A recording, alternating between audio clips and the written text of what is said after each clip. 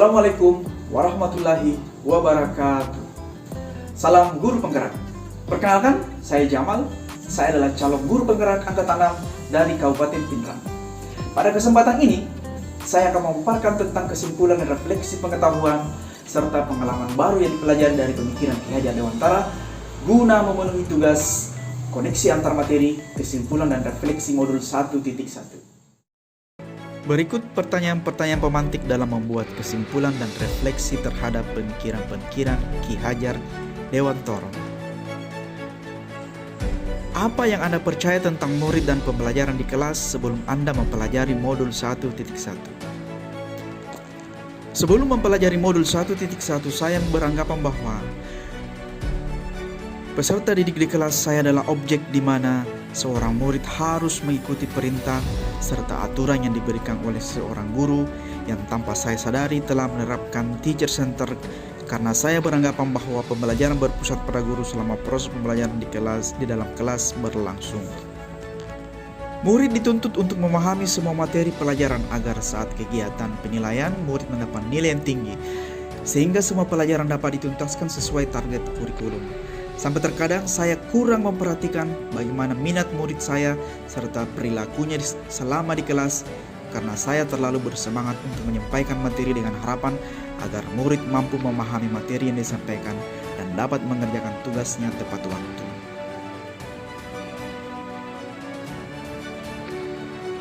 Saya jarang melakukan refleksi terkait pembelajaran yang sudah dilakukan, sehingga saya kurang mengetahui sejauh mana keberhasilan proses pembelajaran yang sudah saya lakukan.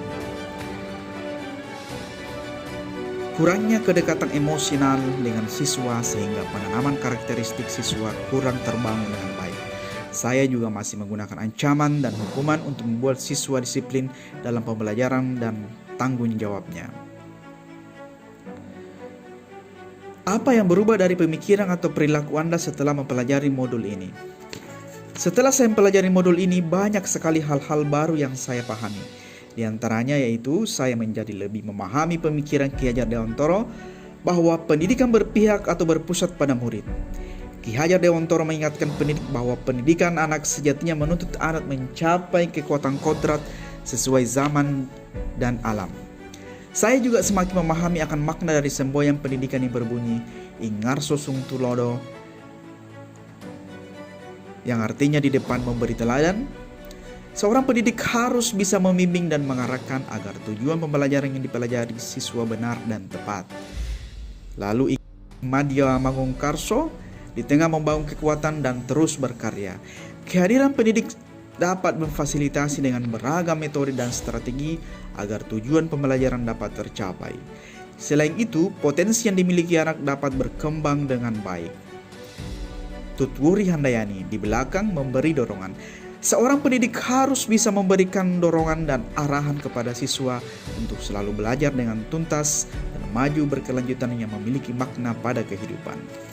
Ki Hajar Dewantara juga mengingatkan pendidik untuk tetap terbuka dan mengikuti perkembangan zaman yang ada. Ki Hajar Dewantara menjelaskan bahwa dasar pendidikan anak berhubungan dengan kodrat alam dan kodrat zaman. Kodrat alam berkaitan dengan sifat dan bentuk lingkungan di mana anak berada, sedangkan kodrat zaman berkaitan dengan isi dan irama. Apa yang dapat segera Anda terapkan lebih baik agar kelas Anda mencerminkan pemikiran Ki Hajar Dewantara? Yang dapat saya terapkan agar kelas saya mencerminkan pemikiran Ki Hajar Dewantara adalah menjadikan murid di dalam kelas sebagai subjek bukan objek, sehingga murid memiliki kemerdekaan dalam belajar. Menerapkan pendidikan yang berpihak atau berpusat pada murid dan memberikan respon yang positif dikala murid sedang mengekspresikan dirinya, serta memposisikan seorang guru sebagai pamong dalam memberikan tuntunan dan arahan agar murid tidak kehilangan arah dan membahayakan dirinya. Mengajak murid dalam membuat kesepakatan kelas sehingga guru tidak dominan dalam memberikan aturan kelas. Memberikan ruang waktu kepada murid agar bisa mengekspresikan dirinya, sehingga saya mampu melihat bakat dan minat dari murid tersebut yang nantinya dapat menuntun murid untuk diarahkan kepada hal yang lebih baik. Menciptakan suasana kelas menjadi lebih menyenangkan dengan menggunakan metode pembelajaran yang lebih menarik dan inovatif. memberikan pembelajaran yang menyenangkan melalui media pembelajaran yang bervariasi baik berupa gambar, video maupun audio, atau pembelajaran yang berbasis permainan. Berusaha menunjukkan keteladanan dan contoh yang baik dengan memberi penguatan pendidikan karakter kepada murid sesuai dengan 6 profil pelajar Pancasila: beriman dan bertakwa kepada Tuhan Yang Maha Esa, dan berakhlak mulia, berkebinekaan global, gotong royong, mandiri, bernalar kritis, dan kreatif. Pemikiran Ki Hajar Dewantoro mengingatkan pendidik bahwa pendidikan anak sejatinya menuntut anak mencapai kekuatan kodratnya sesuai dengan alam dan zaman.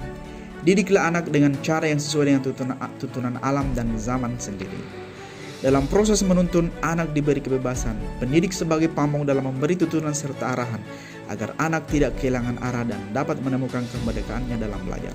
Dengan pendidikan budi pekerti yang merupakan keselarasan hidup antara cipta, rasa, karsa, dan karya akan melatih anak untuk memiliki kesadaran tinggi untuk menjadi dirinya.